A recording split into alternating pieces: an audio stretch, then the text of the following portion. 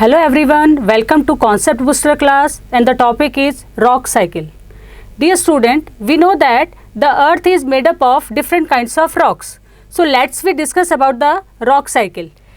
Dear students, there are three types of rocks: igneous rocks, sedimentary rocks and metamorphic rocks. आज हम इन तीनों rocks का एक दूसरे के साथ में क्या रिलेशन है और किस तरीके से ये एक दूसरे से कनेक्टेड हैं और किस तरीके से रॉक साइकिल चलता है इसको हम डिस्कस करेंगे। सबसे पहले हम शुरू करते हैं रॉक साइकिल में इग्नियस रॉक्स को। डियर स्टूडेंट्स, इग्नियस रॉक्स जो है वो प्राइमरी रॉक भी कहलाती है और इसको पेरेंट रॉक भी कहते हैं। प्राइमरी रॉक इसलिए कहते हैं क्योंकि अर्थ पर बनने वाली ये सबसे पहली रॉक होती है, इसीलिए इसको प्राइमरी रॉक कहते हैं। और अदर रॉक्स का फॉर्मेशन लाइक सेडिमेंट्री और मेटामॉर्फिक रॉक का फॉर्मेशन इग्नियस रॉक से ही होता है। इग्नियस रॉक्स जो है वो वॉल्केनिक इरप्शन से होती है, यानी कि वॉल्केनोस के साथ निकलने वाले लावा और मैग्मा के ठंडे होकर जम जाने से इग्नियस रॉक्स बनती है। So we can say that it is formed by the cooling and solidification of the volcanic material lava and magma. It is also called the metallic minerals rock, क्योंकि बहुत सारे हार्ड मेटल्स इसमें पाए जाते हैं, इसीलिए इसे मेटेलिक रॉक भी कहते हैं। अगर इग्नियस रॉक का अगर हम एग्जांपल दें तो हम बता सकते हैं बासाल्ट एंड ग्रेनाइट, ये इग्नियस रॉक्स के हम एग्जांपल दे सकते हैं। अब आती है बात हमारी सेकेंडरी रॉक की, यानी कि सेडिमेंट्री रॉक्स। यानी इग्नियस रॉक्स पर जब वेदर और इरोजन का इफेक्ट होता है तो वो सेडिमेंट्री रॉक्स में कन्वर्ट हो जाती है, यानी कि इग्नियस रॉक्स के हार्ड पार्ट छोटे छोटे पार्टिकल्स में कन्वर्ट हो जाते हैं, टूट जाते हैं और उनका ट्रांसपोर्टेशन एक प्लेस से दूसरे प्लेस पर हो जाता है। यानी कि हम कह सकते हैं कि sedimentary rocks formed by erosion, transportation और डिपोजिशन। विंड और वाटर से उन रॉक्स के स्मॉल पार्टिकल्स को एक प्लेस पे दूसरी प्लेस पर उनका डिपोजिशन लेयर्स में हो जाता है। तो सेडिमेंट्री रॉक्स जो है वो हमें लेयर्स में भी मिलती हैं।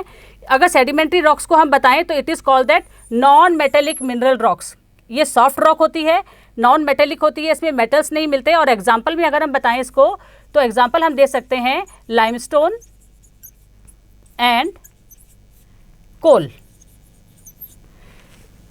ठीक है, अभी सेडिमेंट्री रॉक्स के बाद में नेक्स्ट रॉक आती है हमारी मेटामॉर्फिक, यानी कि सेडिमेंट्री रॉक्स के द्वारा मेटामॉर्फिक रॉक्स का फॉर्मेशन कैसे होता है।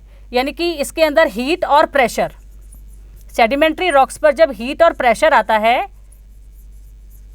तो हीट और प्रेशर से हमारे जो मिनरल्स हैं वो मेल्ट होकर के हमारे अर्थ की क्रस्ट के नीचे डिपॉजिट होना शुरू हो जाते हैं और एक नई रॉक का फॉर्म करते हैं जिसको हम मेटामॉर्फिक रॉक कहते हैं।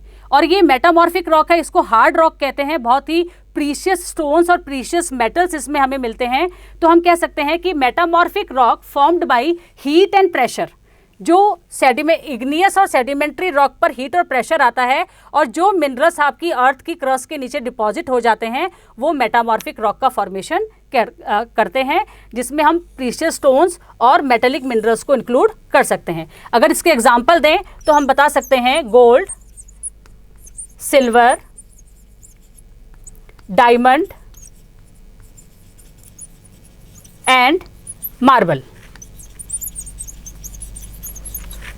अब मेटामॉर्फिक रॉक से इग्नियस रॉक्स का फॉर्मेशन कैसे होता है। मेटामॉर्फिक रॉक आपकी अर्थ की क्रस्ट के नीचे बनती है और बहुत ज़्यादा हीट होने की वजह से मेटल जो मिनरल्स मेटेलिक मिनरल्स हैं वो मेल्ट होते जाते हैं और आपके इनर कोर में, आपके अर्थ के कोर में डिपॉजिट होने लग जाते हैं। और वहाँ पे बहुत ज़्यादा हीट होने की वजह से, हाई टेम्परेचर होने की वजह से वो मेल्ट होने लग जाते हैं और मेल्टिंग प्रोसेस के साथ में फिर से वॉल्केनोस के साथ में वो आपके अर्थ क्रस्ट के ऊपर इरप्ट हो जाते हैं। और इसी तरीके से ये रॉक का जो साइकिल है, igneous to sedimentary, sedimentary to metamorphic and metamorphic to igneous, ये रॉक का साइकिल जो है वो कंटिन्यूअस चलता रहता है। और हमारे अर्थ के ऊपर विद द डिफरेंट मिनरल्स और materials we have to found a different kinds of rocks. Thank you so much.